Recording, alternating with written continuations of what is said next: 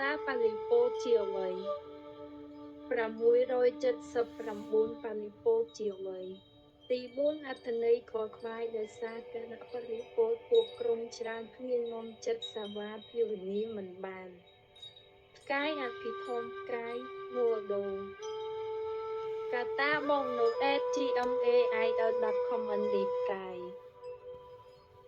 ធម្មទានសុទ្ធសាធជំរាបសួរញាតិអ្នកអានសិក្សាបើចង់ឧបត្ថម្ភសទ្ធាជ្រះថ្លាអ៊ីម៉ែលជួបគ្នា KATABONGNOS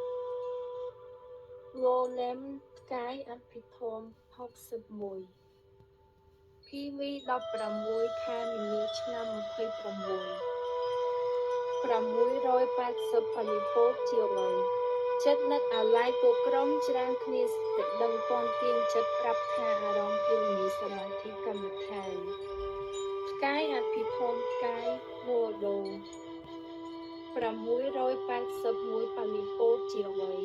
ទី5អត្ថន័យខខ្វាយដោយសារអាពាធប៉ាលីពោខ្លួនឈឺរោគាងំចិត្តសាវ៉ាភាវនាមិនបានផ្កាយអភិធម្មផ្កាយងួរដូ